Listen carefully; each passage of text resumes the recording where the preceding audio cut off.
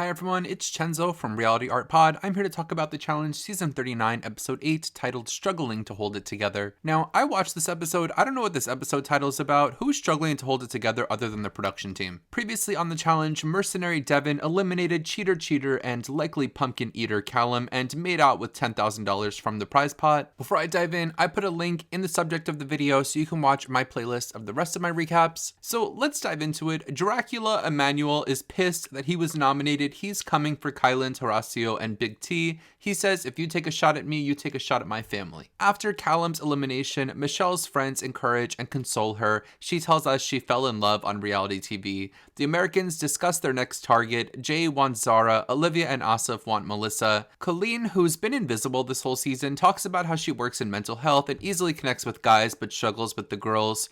Big T FaceTimes with Kyle and Child, which is just an excuse for Kyle to be on the show. Maybe 2 or 3 more people tuned in this episode. Corey is now trying to fly under the radar and play a clean game after throwing Melissa and Big T under the bus. He apologizes to Melissa, but she calls him the C word in confessional, so that's something. Zara and Raven are gonna bond over being toward the bottom of the pecking order for the girls. They head to the daily challenge and TJ tells them that they've been doing a piss poor job at holding on to their money. Today they're playing Tower of Power in 2 teams. They have to build a barricade of rubble around a tower. Then after a certain amount of time, they have to break in and climb to the top of the other team's tower. The first team to the top wins. We got some perspectives coming into the challenge. Jay says that the challenge reminds him of the elimination he beat CT in, where he smartly used chains to ward off CT. Kyland wants to redeem himself for losing not so fast on the Challenge USA. The challenge starts and it gets more physical than I was thinking it would, with everyone fighting over these chains and people getting dragged through the dirt trying to get them.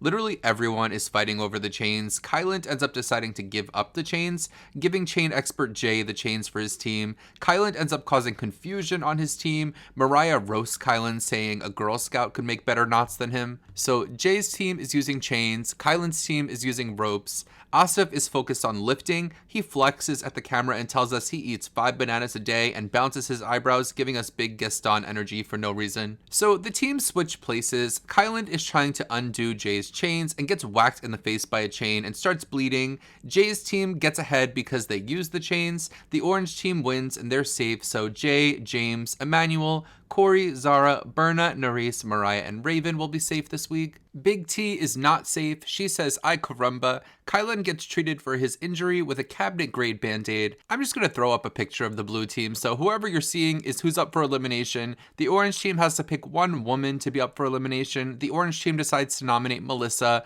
Melissa says to us that Berna can go fuck herself, and she says that Corey is a fake-ass bitch to her, and he can go fuck himself as well. One more woman from the losing team will be nominated, but they don't have a vote in who's nominated. Only the winning team will decide. Back at the house, Melissa and Big T corner Mariah looking for information about the voting. Mariah stands her ground and doesn't give them anything, but big props to Mariah for that. Mariah does realize that Big T and Melissa want to work with her and decides to try to switch the house vote to Colleen. They go to the local club to disrespect the nice furniture by dancing on it. At the club, Emmanuel wants to make a truce with Kyland, but it's fake because he says he's still coming for Kyland with his army.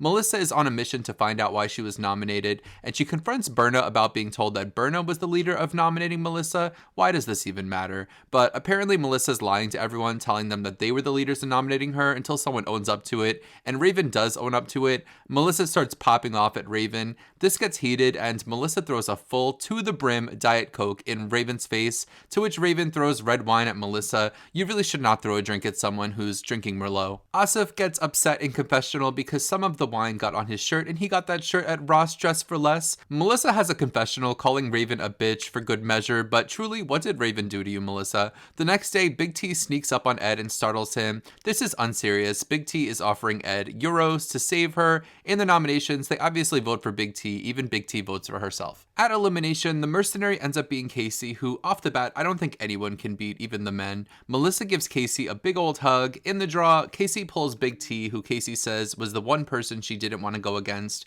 and they're playing pole wrestle. They start, and I'm actually concerned for Big T, but Big T tries. Casey wins the first round. Horacio says to Melissa, "Tell Big T she can't let go."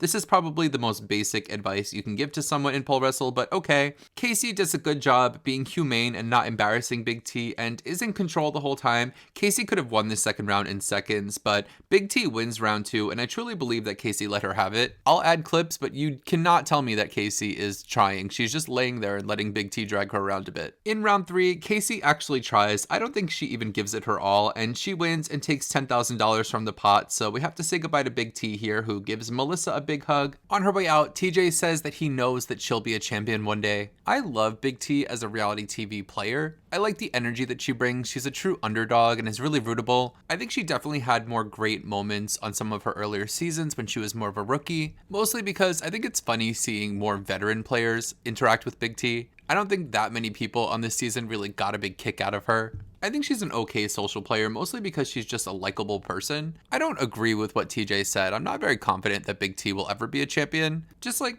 how? Definitely not an individual season.